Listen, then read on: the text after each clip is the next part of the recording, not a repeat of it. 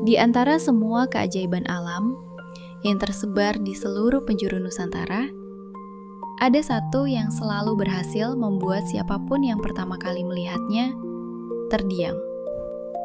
Bukan karena takut, bukan karena kagum semata, tapi karena ada sesuatu di sana yang terasa lebih tua dari apapun yang bisa kita bayangkan.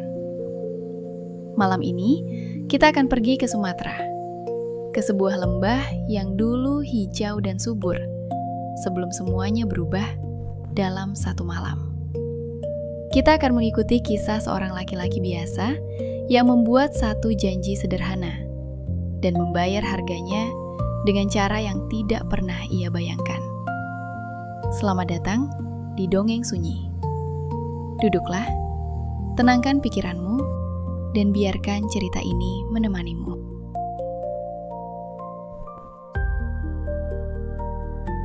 Di tengah pulau Sumatera, tersimpan sebuah keajaiban alam yang tidak bisa dijelaskan begitu saja oleh ilmu pengetahuan semata. Sebuah danau yang luasnya melebihi bayangan. Dalamnya melampaui ukuran yang wajar, dan keindahannya membuat siapapun yang pertama kali melihatnya berhenti melangkah dan hanya bisa diam. Danau Toba. Danau terbesar di Asia Tenggara dan salah satu yang terdalam di dunia.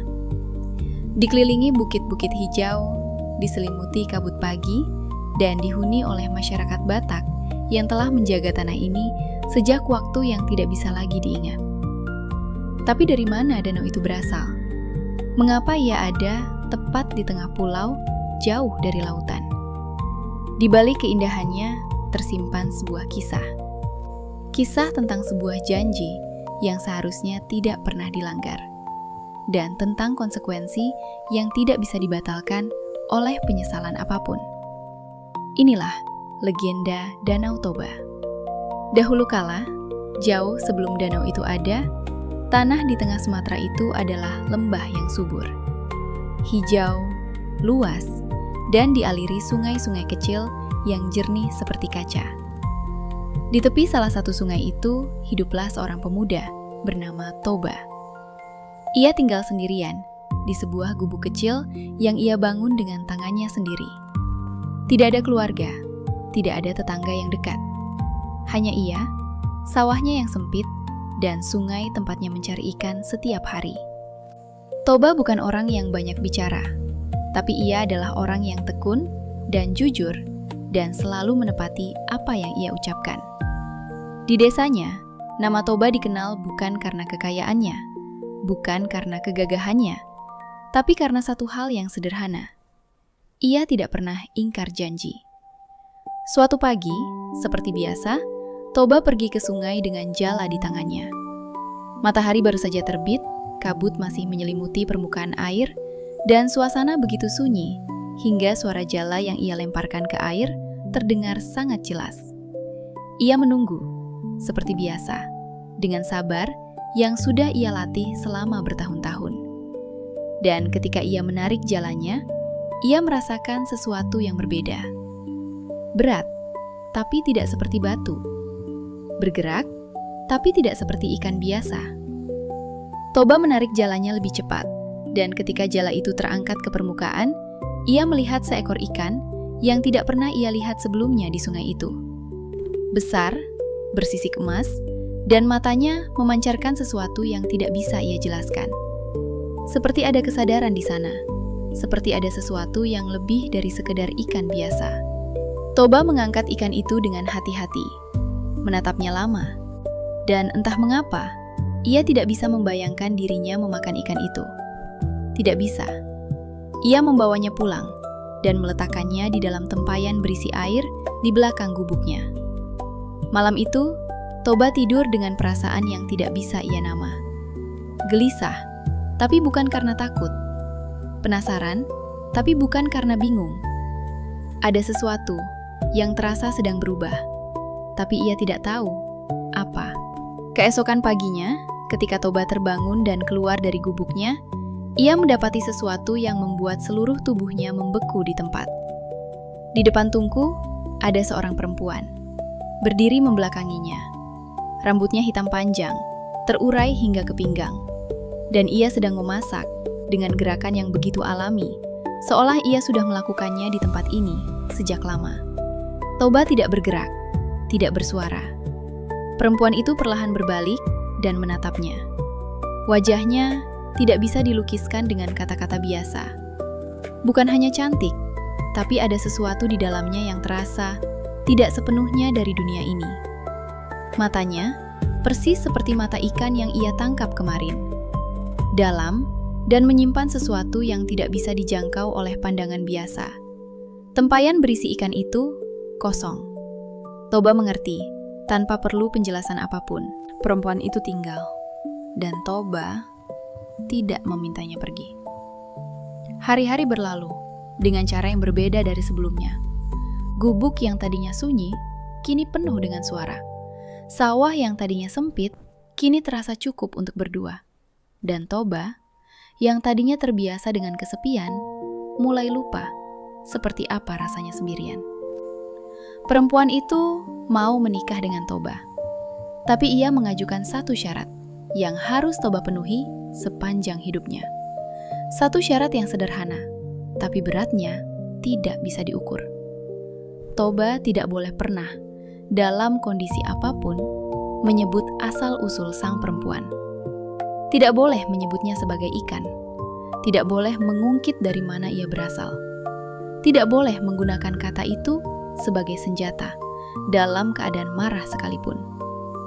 Toba menerima syarat itu dengan sepenuh hati. Dan ia berjanji.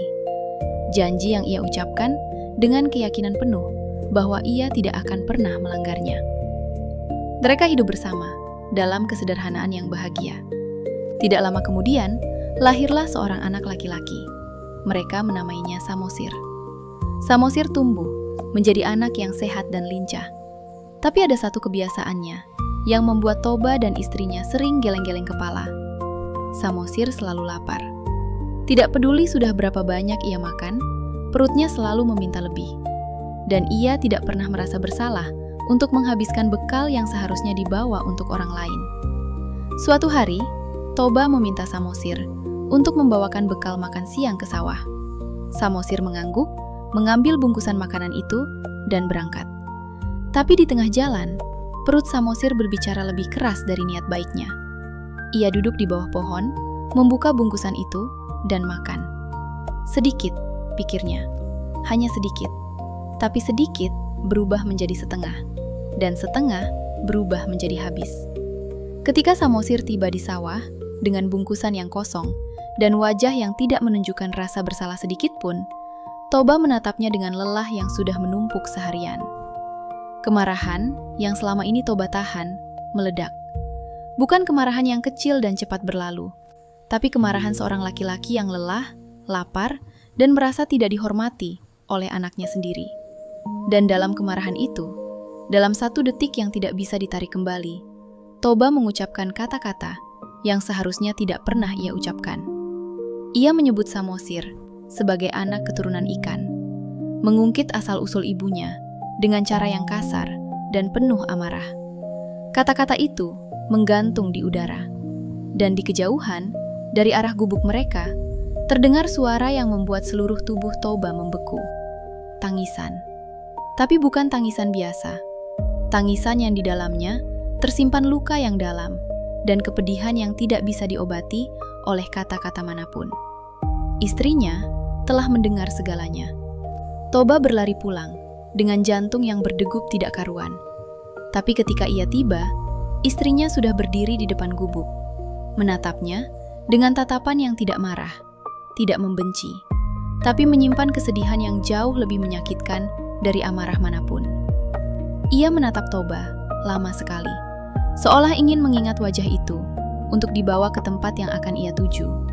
Lalu, dengan suara yang pelan, ia meminta Toba untuk membawa Samosir ke tempat yang tinggi, ke bukit yang paling jauh dari lembah itu, dan tidak menoleh ke belakang apapun yang terjadi.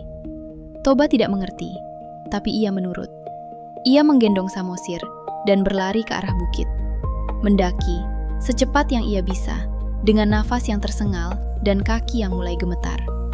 Dan ketika ia hampir mencapai puncak, ia mendengar suara di belakangnya, suara air. Bukan suara sungai biasa, tapi suara air yang datang dari mana-mana, sekaligus dalam jumlah yang tidak bisa dibayangkan. Toba ingin menoleh, tapi kata-kata istrinya masih terngiang di telinganya. Jangan menoleh. Ia terus mendaki, dengan samosir di punggungnya.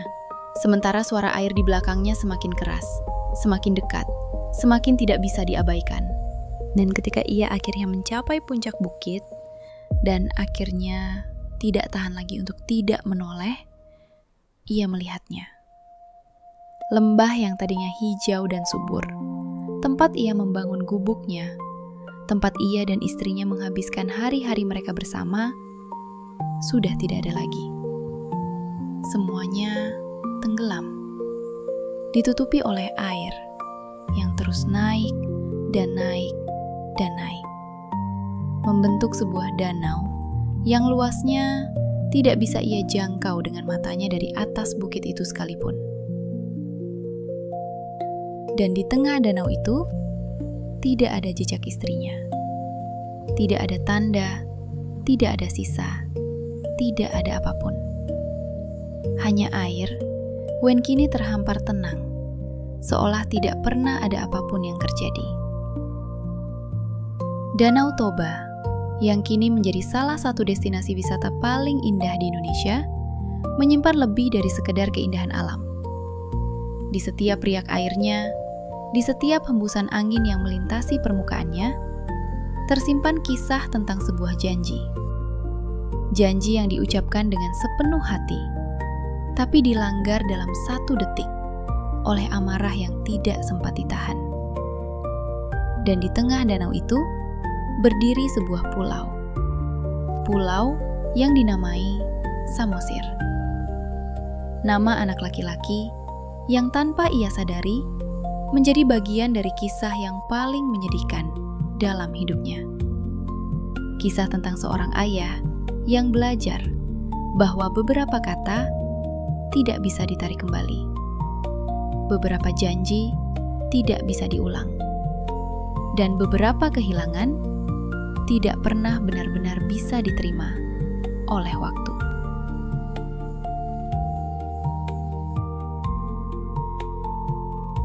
Kisah Danau Toba mengajarkan kita bahwa kata-kata yang keluar dalam amarah bisa meninggalkan luka yang jauh lebih dalam dari yang kita sadari.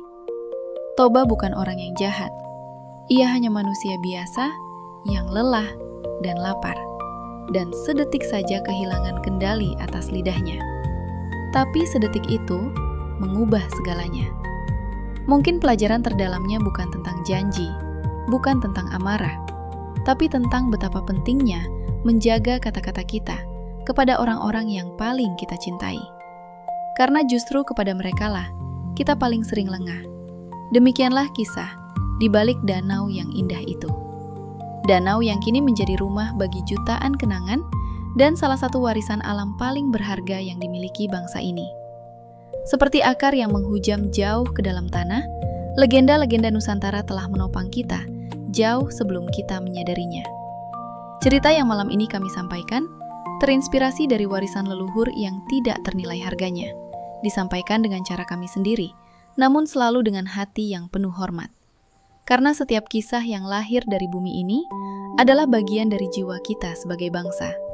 Dan selama kita masih mau mendengarkan, warisan itu tidak akan pernah benar-benar pergi. Semoga cerita malam ini menemanimu dengan tenang. Semoga mimpimu indah, dan semoga esok hari kamu bangun dengan hati yang sedikit lebih sabar dari hari kemarin. Sampai jumpa di cerita berikutnya, di Dongeng Sunyi.